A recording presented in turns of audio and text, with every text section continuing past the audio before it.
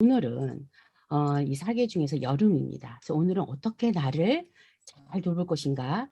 부모가 행복해야 자녀가 행복하다라는 그 전제를 가지고 나는 나와 결혼했다라고 하는 소제목이에요. 그래서 어떻게 내가 나와 결혼 생활을 잘 할 것인가 초점을 맞춰서 진행을 하도록 하겠습니다. 여러분 정말 나는 나를 100% 무조건적으로 완벽하게 사랑하고 계신가요? 우리가 이번 강의를 통해서 여러분들이 좀 그렇게 되기를 바라는 생각을 해봅니다. 자, 그래서 여기에 보면 나는 나와 결혼하였다. 오늘 이런 얘기를 하고 있어요. 여러분 결혼하면 어떻게 해야 될까요? 사이좋게 지내고 친밀하게 그러면서 서로를 경청해주고 사랑하고 배려하고 또 위로하고 함께함으로 결혼 생활을 잘 해나갈 수 있다 이렇게 얘기를 했어요. 자, 그런데 정작 나는 나와 이렇게 사이좋게 지내고 있는가? 나와 내가 친밀한가? 또 내 말을 경청해주고 있는가? 또 나를 사랑하는가? 나와의 결혼 생활이 잘 되지 않은 경우엔 다른 사람과의 결혼 생활도 잘 되지 않을 확률이 높다. 이렇게 볼 수 있어요. 그래서 오늘 여러분들에게 제가 정말 중요한 주제를 던져드리는데 나와의 결혼 생활을 한번 잘해보자. 네, 그런 얘기죠. 그래서 여러분들이 어떻게 해야 되냐? 나는 무조건적으로 완벽하게 100% 나를 사랑할 수 있도록 우리가 한번 그런 시간을 한번 갖도록 하겠습니다. 자, 그러면 오늘 순수 존재, 나의 존재에 관한 이야기. 또 어떻게 보면은 정체성이라고 얘기할 수도 있고요. 또는 자존감, 정체감 이런 얘기들을 우리가 이렇게 존재로 표현해서 함께 하도록 하겠습니다. 우리는 그동안은 어떻게 살았냐면 에고로 살아갔어요. 이 존재로 살지 않고 에고로 사는 거죠. 에고가 뭐냐면 굉장히 조건적인 삶이에요. 건강이 있어야 나 행복해. 지식이 있어야지 행복해. 라고 계속해서 우리 아이들에게 에고식 사고방식을 이제 많이 전달을 한 거예요. 그래서 여기 있는 모든 것들이 이게 있어야지만이 너야. 이렇게 된다는 거죠. 그리고 우리도 계속해서 이걸 추구하고 있고요. 근데 정말 중요한 거는 이 모든 것은 있다가도 없고 없다가도 있는데 만약에 그러면 이게 있어야 너야 라고 하는데 만약에 이게 이름은 어떻게 될까요? 나는 실패자다 라고 할 수밖에 없겠죠. 그렇죠? 그래서 있어도 되고 없어도 되는 거를 우리는 계속해서 추구하고 살도록 된 거죠. 나도 그렇게 살아왔고 우리 아이도 그렇게 살아가게끔 우리가 만들어가고 있다는 거죠. 그런데 그렇지 않고 그럼 어떻게 살게끔 만들어주는 게 좋냐? 존재. 이 존재대로 사는 게 굉장히 중요하다는 거예요. 존재는 뭐냐면요. 내가 살아있다 또는 죽었다예요. 우리 아이들이 살았나요? 죽었나요? 우리 아이들은 다 살아있죠. 살아있다라고 하는 것은 생명이 있다는 건데 이게 존재예요. 우리 아이들이 학교 갔다 와서 만약에 유괴당했어. 자, 그럼 여러분 어떻게 돼요? 매일 구박하고 잔소리하고 했지만 이 아이의 존재가 없어진다고 생각하면 우리 못 살겠죠. 그런 게 존재예요. 그 나는 어떤 존재냐. 그래서 여러분 이런 말 다 많이 들어보셨을 거예요. 요즘에. 있는 모습 그대로. 있는 모습 그대로 봐준다는 게 얼마나 강력하고 파워풀한지 몰라요. 그 의식혁명이라는 책이 있어요. 자, 이 의식혁명에서는 뭐라고 얘기를 하고 있냐면 있던 무의식의 어떤 수준들이 우리의 감정의 수준들이 있어요. 제일 에너지 레벨이 낮은 게 20로그인데 그 20로그에 가장 남은 게 수치심이에요. 그다음에 죄책감, 무기력, 슬픔, 두려움, 욕망, 분노, 자존심인데 이걸 여러분이 이렇게 외우면 돼요. 수재무술 두욕분자. 한번 따라해 볼까요? 수재무술 두욕분자. 네, 자, 수재무술 두욕분자. 이거 몇 번 입으로 따라하면 금방 우리가 잘 외울 수 있어요. 자, 수재무술이 수치심. 이게 없으면 우리가 수치스러워. 죄책감. 이게 없으면 내가 참 미안해. 죄책감이 있고 무기력해. 슬퍼. 두려워. 그리고 막 욕망을 갖게 되고요. 그리고 화를 많이 내고 자존심 상해 있어요. 그래서 우린 늘 여기에 초점을 맞출 때는 굉장히 어떻게 돼요? 에너지가 아무리 높아봤자 175예요. 그런데 내가 존재로 살아가요. 이게 없더라도 나는 나야. 그죠? 나는 내가 진짜 소중해. 이 모습 이대로가 진짜 중요한 거야. 라고 했을 때 여기 한번 보세요. 존재. 자, 존재가 몇 점이라고 돼 있어요, 여러분? 700에서 1000점이에요. 존재라는 게. 이 존재값이 그렇게 높은 거예요. 자, 그렇다면 우리가 이 존재로 살 수 있게끔 하는 방법이 굉장히 중요한 거죠. 그래서 여러분들이 그러면 내가 내 존재를 여태까지 인식하고 살아왔나? 우린 그렇지 않은 경우가 더 많다는 거죠. 그럼 내가 나를 존재로 인식한다는 게 뭐냐? 우리는 이렇게 조건을 보지 아니하고 내 존재 자체로서 보는 삶이 얼마나 더 파워가 있는지 알고 간다는 게 우리에겐 굉장히 도움이 되는 얘기겠죠. 자, 그럼 우리가 왜 이렇게 존재를 모르고 살아왔나? 이제 그런 얘기죠. 어린아이의 경험했던 모든 것들이 무엇이냐면요. 우리가 깨진 거울로 나를 봐줬던 거예요. 그 깨진 거울이 나를 비춰주니까 어떻게 되겠어요? 내 모습이 깨져 있겠죠. 나는 정말 존재 자체로 너무 완벽한데, 장미꽃일 뿐인데 주변에서 나를 보는 눈이 깨진 거울로 나를 바라봐 줬기 때문에 내가 내 존재가 깨져 있다. 이렇게 얘기할 수 있어요. 그럼 어떨 때 내가 사랑을 받는 거예요? 내 존재는 인정을 받았어요? 깨진 거울로 볼 때는 내가 뭐냐면 조건적인 것. 우리가 여기에 기준에 맞추지 못하면 나는 사람들이 나를 깨진 거울로 바라봐 줬다는 거죠. 그런데 누군가 절대자들은 어떻게 봐요? 나를 완전히 온전한 거울로 비춰주는 거예요. 무조건적인 사랑이겠죠. 그냥 그 말은 결국은 나를 존재로만 보는 거예요. 존재로만 본다는 건 그냥 살아있다는 것만 감사하는 거야. 그 거울로 나를 누군가가 봐줬더라면 난 정말 내가 소중하구나. 아, 내 존재 진짜 귀하구나. 근데 우리가 나를 소중하다고 생각하고 말로만 많이 하지 진짜 소중한 걸 하기가 어려워요. 그러면 나를 본다는 건 뭐냐? 나의 존재를 본다. 나를 안다라고 하는 게 굉장히 중요한 건데 나의 존재나 이런 나의 인식하는 게 어떻게 중요하느냐. IQ가 굉장히 중요한 시대 때 진짜 머리 똑똑해야만 사는 시대가 있었어요. 그런데 이분 데니엘 골만이라는 사람이 얘기를 한 거죠. 머리가 중요한 게 아니야. EQ, 감성이 중요한 거야. 감성 능력이 결국은 사람의 성공을 좌우하는 거야. 리더십 성공의 90%는 감성 지능에 달려 있어. 즉 우리 안에 있는 내재된 감정이 어떤 것인지를 알면 알수록 그 사람은 행동이 변화가 되고 성과를 내. 근데 이 EQ를 주장할 때 이분이 주장한 게 뭐냐면요. 이거예요. 나를 인식해라. 이거지. 나를 인식해라. 그다음 두 번째, 나를 알아차린 다음에 나를 관리해라. 이렇게 얘기하고 있어요. 그다음에 너를 알아차려라. 이제 상대방을 알아차리고 그리고 상대방을 관리해줘라. 이렇게 얘기를 한 거죠. 이 중에서 가장 중요한 게 뭐다? 나를 인식하는 게 93%라고 하는 거예요. 나머지는 뭐예요? 나머지 나를 관리하고 너를 알아차리고 너를 관리해 주는 거는 7%밖에 안 된다는 거예요. 그만큼 우리는 뭐가 중요하다? 내가 중요한 거예요. 내가 나의 존재와 어떤 관계를 하고 있느냐. 나를 내가 어떻게 바라볼 거냐가 굉장히 중요한 거예요. 나를 인식하는데 가장 중요한 건요. 나의 감정을 인식하는 거예요. 내 감정. 그죠? 내가 나의 감정을 알 수 있나요? 지금 현재 여러분 상태의 감정은 어떠세요? 두 번째는요. 내 강점을 아는 거예요. 나만의 강점이 뭔지를 알아차리는 게 또 굉장히 중요해요. 그다음에 세 번째, 내 가치관이 뭔가를 아는 거예요. 이 세 가지를 알면 알수록 자기를 이렇게 인식하면 인식할수록 굉장히 EQ가 발달이 되고 이 EQ가 발달을 하는 사람일수록 사회적에서 성공하고 관계도 잘 해낸다는 거예요. 93%가 나를 아는 일이야. 근데 우리는 여태까지는 나를 아는 일에는 그렇게 많은 관심을 가지지 않고 살아왔다는 거죠. 여기 옆에 설명이 있으니까 여러분 한번 보시고요. 그럼 내가 이제 나를 어떤 걸 우리가 오늘 한번 찾아볼까? 내가 모르는 나를 우리가 한번 발견을 해보는 거죠. 자, 그래서 여러분들이 내 존재를 가치를 한번 찾아보자는 거예요. 내가 얼마나 가치 있는 존재인가. 그래서 존재 가치를 찾아보는데 굉장히 과학적이에요. 이거를 우리가 하면서 아, 내가 이런 존재구나 라고 얘기를 하는 거죠. 첫 번째 질문에 이 답을 하다 보면 내 존재 가치를 찾게 되는데 여러분도 여러분 걸 한번 해보시는 거예요. 지금 현재 나를 동물에 비유한다. 그러면 이제 어떤 동물일 것 같으세요?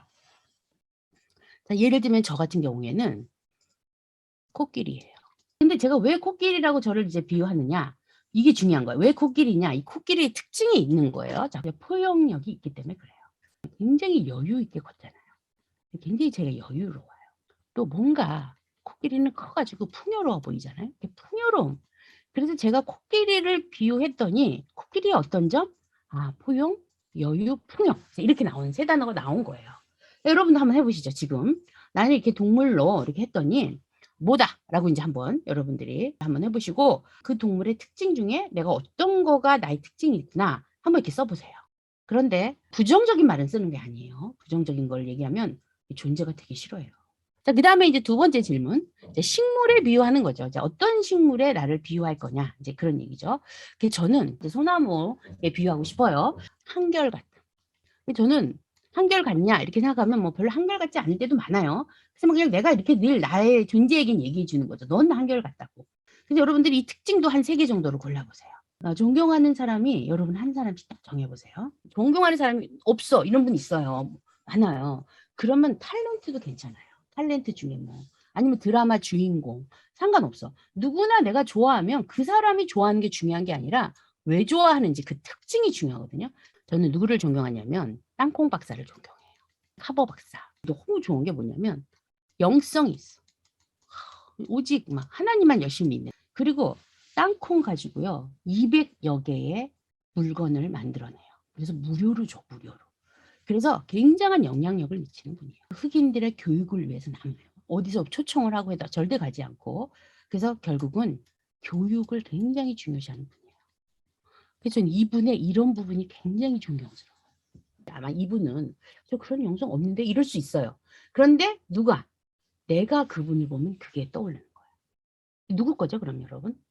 여러분들이 존경하는 사람, 좋아하는 사람의 특징을 한번 다 얘기해 보세요. 전부 다 누구 얘기다? 다 내 얘기예요. 예를 들면 우리가 이순신 장군을 한번 이제 볼게요. 이분이 저는 왜 좋냐면 12척의 배를 가지고 한 번도 진 적이 없어. 이분의 그 능력, 이게 너무 부러운 거죠. 저희 아들한테 물어봤어요. 넌 이순신 장군이 좋니? 했더니 좋대. 왜 준? 거북선을 만들어서. 근데 얘는 조립하는 걸 좋아한단 말이죠. 그런 새로운 것을 창조해서 좋다는 거예요. 남편한테 물어봤어요. 자, 남편은 이순신 장군이 좋냐? 좋대. 뭐 어떤 게 좋냐? 신조가 있어서 좋대. 자, 이렇게 사람마다요. 똑같은 사람을 존경하는데 다 달라요. 왜 그런다고요? 내 거를 거울로 비춰주는 거예요. 그 사람. 그래서 내 존경하는 사람은 누구다? 바로 나. 내 모습이다. 이걸 여러분 아셔야 돼요. 싫어하는 모든 면도 내 거예요. 저는 이제 지금은 돌아가셨지만 유 땡땡 여사가 있었어요. 이렇게. 여러분 절대 이름을 여기다 이런 데다 쓰지 마세요. 누가 보면 힘들어질 수 있어요. 그래서 유 땡땡 싫어했는데 왜 싫어했냐? 그러니까 유유부단하고 얌체고 너무 이기적이야. 근데 이게 누구 거라 그랬죠? 내 거예요, 내 거. 저는 되게 우유부단하고요. 그리고 얌체고 굉장히 이기적인 거예요. 처음엔 제가 이해가 안 됐어요. 아니, 내 별명이 배려의 여신인데 이렇게 배려하는 사람이 어떻게 이기적일 수 있어? 이렇게 살면 살수록 내가 얼마나 이기적이고 얼마나 얌체짓을 많이 하는지 막 발각이 돼요. 그래서 이제 요거를 우리가 반대말로 쓰는 거죠. 우유부단한다는 거는 뭐죠? 결단력이 있다는 거죠. 이걸 반대로 쓰시고요. 얌체라는 건 자기만 생각하는 거니까 이타적이고, 자, 이기적이라는 거는 상대를 배려한다. 자, 이렇게 이제 한번 써보시는 거예요. 그래서 싫어하는 사람의 특징을 쓰시고, 누군지를 쓰고, 그 특징을 쓰고, 그리고 나서 그 사람의 특징을 반대말로 딱 바꿔보세요. 이렇게 하는 거죠. 그리고 사람들이 당신을 보면 뭐라고 얘기해요? 아, 통이 크다고 저는 얘기를 해요. 되게 통 크다. 근데 그 중에서 이 특징 중에 제가 가장 여기서 마음에 드는 게 뭐냐? 이렇게 하면 지금 현재 풍요. 마음에 들어요. 그다음에 영성. 이게 너무 울림이 와 나한테. 그리고 배려. 이렇게 3가지를 딱 제가 선택한 거예요. 자, 그럼 나는 어떤 가치를 가진 사람이냐? 존재 가치를 가진 사람이냐? 풍요와 영성과 배려. 자, 이렇게 나온 거예요. 여러분들이 내가 존경하는 사람과 싫어하는 사람과 어떤 동물과 식물에 비유해서 나를 표현해 보는 거예요. 그러면 거기에서 나온 가장 마음에 드는 3단어를 딱 선택하면 뭐다? 나는 이런 걸 굉장히 중요시하는 그런 가치를 가진 사람이에요. 그래서 나의 존재 가치가 이런 거다. 이렇게 얘기하는 거죠. 그 특징들을 다 적다 보면 다 내 거야. 싫어하는 사람도 마찬가지예요. 진짜 왼수 같은 사람 있죠, 여러분. 근데 그 사람이 너무 싫어. 다 누구 거다? 내 거예요. 여러분 이것만 우리가 발견을 해도요. 굉장히 나를 이해하는 데 도움이 돼요. 여기서 찾아도 돼요. 지금 여기 나와 있는 단어들 가지고도 쭉 읽으면서 이 단어 너무 감동적이다. 이 단어 너무 마음에 들어 하는 단어를 동그라미를 치셔도 돼요. 결국 뭘 나타내는 거냐면 나의 특징을 나타내주는 단어가 되는 거예요. 내가 이걸 특징을 나타낸다는 건 내가 이거를 소중하게 생각한다는 거죠. 소중하게 생각하고 중요하게 생각한다는 바로 나의 존재를 나타내주는 가치 단어. 이게 바로 존재 가치 단어입니다. 그 다음에 이제 어떻게 해야 될까요? 나한테 읽어주는 거죠. 뭐라고 읽어주냐면 나는 내가 풍요의 존재라서 좋습니다. 이렇게 얘기해주고 또 나는 내가 영성의 존재라서 좋습니다. 이렇게. 그리고 무엇보다도 내가 진짜 나를 좋아하는 이유는 내가 배려의 존재라서 좋습니다. 라고 이제 나한테 이렇게 얘기를 해 주는 거예요. 그리고 나한테 "너는 풍요와 영성과 배려의 존재야." 라고 계속 나한테 이 얘기를 하는데 하루에 몇 번씩 해 주면 내가 조금 알아들을 수 있을까요? 그동안에 "너는 못나니, 찌질이, 빙신." 뭐 이렇게 한단 말이죠. 근데 그게 아니라 우리는 그런 말이 나한테 입에서 나오려고 할 때 얼른 바꿔서 내 존재 가치를 나한테 말해 주는 거야. "넌 이런 사람이야." 이거를 하루에 3,000번씩 얘기해 주는 거예요. 3,000번씩만. "넌 이런 존재야." 그래서 우리는 부정적인 게 그동안 너무 익숙해져 있단 말이죠. 그래서 나를 좋게 보질 않아. 나를 좋게 보지 않으면요. 내 거울이 어떻게 된 거예요? 다 깨진 거울이 되는 거죠. 나를 좋게 보지 않는 깨진 거울로 우리 아이를 좋게 볼 수 있을까요? 우리 아이도 좋게 볼 수 없어요. 그죠? 남편도 좋게 볼 수 없어. 근데 전부 내 건데. 내 거울로 상대를 보고 있는데 우리는 그 애가 문제고 남편이 문제인 거죠. 사실 누가 문제예요? 내가 문제예요. 내 거울을 빨리 여러분들이 새로 사야 돼. 새 걸로. 그죠? "난 너가 좋아. 난 너가 이래서 좋아. 그리고 진짜 I really like 나 진짜 너가 이래서 좋아."라고 나한테 계속 얘기를 해 주는 거예요. 그러면 인제 얘가 좀 처음엔 쑥스러워요. 그 저도 있잖아요. "자 너를 사랑해." 그랬더니 제 안에서 어떻게 얘기 딱 하냐면 "살이나 빼." 이렇게 얘기하는 거예요. 예. 근데 내가 진짜 사랑한다고 말하면요. 나도 모르게 내 안에서 안 좋은 말들을 계속 쏟아내요. 그죠? 그게 여태 우리가 결혼 생활을 잘 못한 거기 때문에 그렇습니다. 이제부터 우리가 새로운 결혼 생활을 해야 되겠죠? 그래서 우리는 아이들의 능력이나 행동이나 환경에 초점을 맞추지 말고 어디에 초점을 맞추자 이제는 이 아이의 가치. 아까 우리가 찾은 가치 있죠, 여러분들이. 예를 들면 뭐 풍요, 배려. 이 아이는 배려하는 아이야. 그리고 우리 아이들을 늘 관찰하셔서 이거 알아야 돼요. 그러기 전에 근데 아이들을 먼저 하면 안 돼. 누구부터? 나부터. 그리고 내 존재를 봐야 돼요. 그래서 이런 나의 존재와 가치를 바라보는 사람은요, 비교하지 않아요. 왜? 여러분 살아있는데 비교할 필요가 누구보다 더 살아있을 필요가 있어요? 거기에 초점을 맞춰 주는데 이럴 경우에는요. 굉장히 자기를 존중해요. 자존감. 자기 존재감이 있는 거죠. 자기 존재감, 자존감, 자기를 존중하는 그리고 자아 정체성. 그럼 여러분들 우리가 이렇게 자존감을 가진 사람은 어떻게 하는 줄 아세요? 사랑을 할 줄 알아요. 사랑해야 돼. 그래서 여러분들이 존재 칭찬을 해 주는데 나에게 해 주는 존재 칭찬이 바로 내 이름을 부르고 "사랑해. 나는 너를 나는 정원아 나는 너를 무조건적으로 100% 완벽하게 사랑해." 이렇게 얘기해 주는 거예요. 네. 이렇게 얘기해 주면 이 존재가 되게 좋아해요. 사랑해라는 말이 무슨 말이에요? 존재 언어예요, 존재 언어.